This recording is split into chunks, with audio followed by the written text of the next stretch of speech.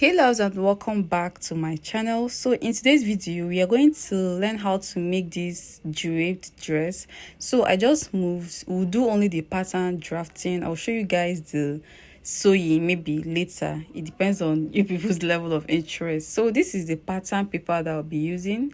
So unlike normal pattern drafting, I'll have to fold this one. I want to fold the pattern paper so that we can get what we want correctly. So after folding it, you will go ahead and draft your basic bodice. You measure your shoulder, your bust point, under bust, half length plus the allowance. So this dress will not have any padding. You don't need to pad it. And if you are making it, I'll suggest let's say a sequence duchess, a very light duchess, or a crepe material. That would be very nice for the style. So I'm done marking my bust points, under bust, half length, full length, and allowance. So I'll go ahead and rule the lines, and after that I will label my chest line, my bust points, my under bust, the half length, and the allowance. So for the neckline, I made it 3 by 3, 3 for the wideness and 3 for the depth, then 1 inch for my shoulder slant. Then I'll go ahead and mark my darts.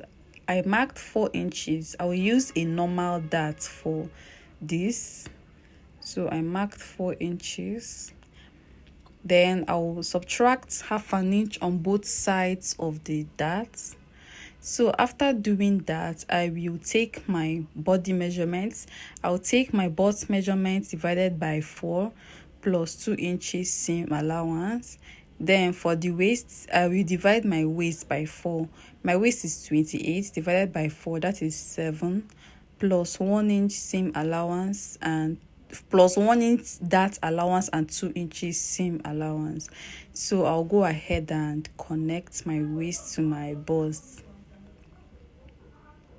So this is what we have right now. The next thing that I will do is to cut off the unwanted parts. Then I want to add a bust dart to this pattern. A bust dart is very important. Any draped dress is very okay. We always need a bust dart. It is very important, though I don't use it often, but it is important. So from the bust point, I will come down by 1 inch for the bust dart. Then I will connect that 1 inch to my bust point. You can see how it looks. So right now I will cut out the darts. I will cut out the under bust dart, and I'll also cut out the bust dart.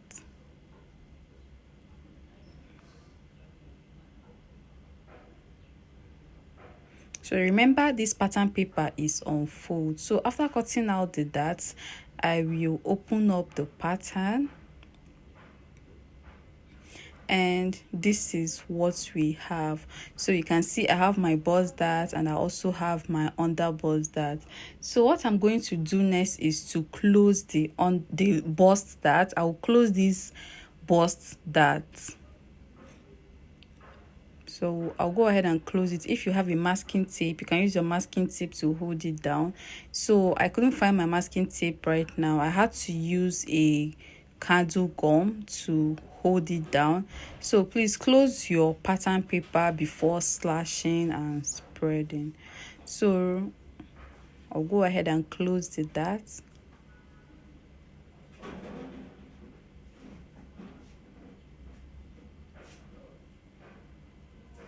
So right now I am done closing the bust dart, and you can see that the under bust dart is looking wider.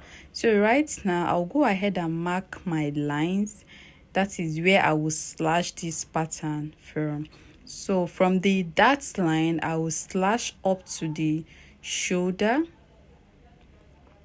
Then I'll also mark one at the center, one at the other bust dart. Then I'll add like extra 2 at the center. So you can see how I'm marking it. It looks like a triangle. So if you are slashing this, it should not cross the neckline. Your slashing should stop at the neckline. So for the darts line, the one around the darts, it should also stop at the shoulder. You have to stop at the shoulder. You can see how I am slashing this. So as you are cutting, please do not cross your neckline and your shoulder.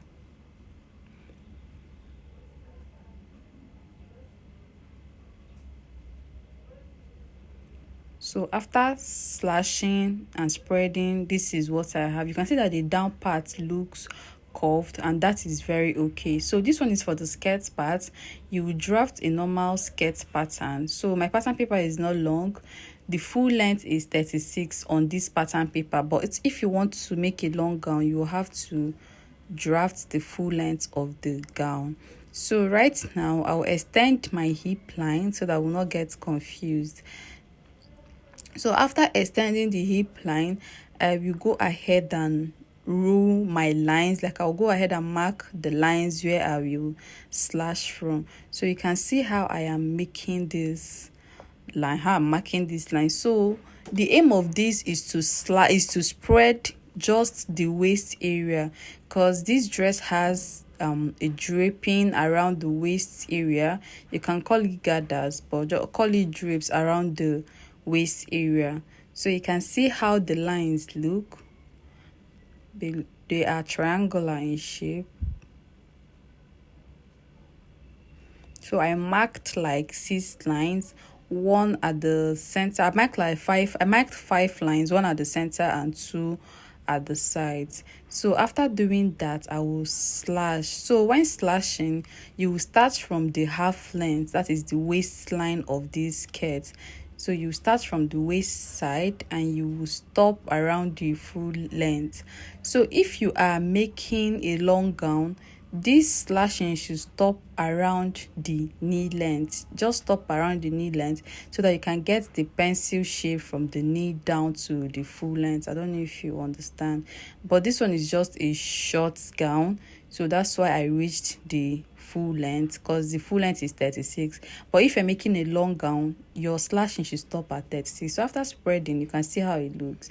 So right now I'll place it on my fabric, and if you are cutting out on your fabric, please do not fold your fabric.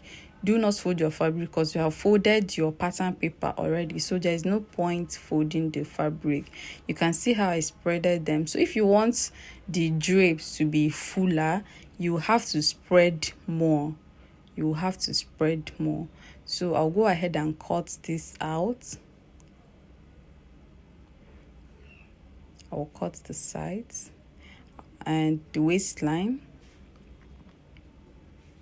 Like I said, if you want the drapes to be fuller, you have to spread this more. Like you will spread them by like 4 inches. So after cutting, this is what I have. And right now I'll go ahead and drape. I'm just trying to illustrate. This is a lining. I'm trying to illustrate with this lining. So I'll go ahead and drape this skirt part so that you can see what I mean.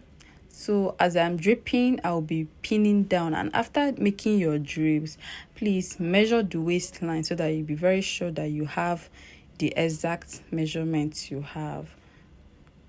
So if you are draping it, it should look this way.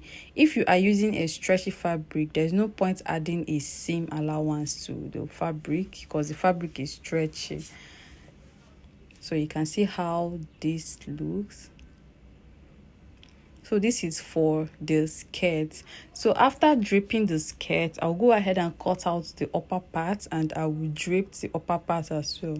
Like I said, after making your drapes at the waistline, measure so that you'll be very sure that your waist measurement is correct. So here is what it looks. So if you're making a long gown, this is how it will look. And had it been I spreaded it more, let's say by 4 inches, it will also look fuller than this. So I want to cut out the upper parts. I'll go ahead and spread.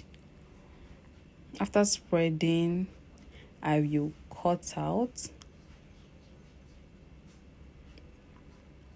So if you want the upper part to be full as well, you should spread it by like 3 inches each, 3 inches or 4 inches. But for me, 3 inches is okay. And you can see that the down part is looking curvy. It is okay.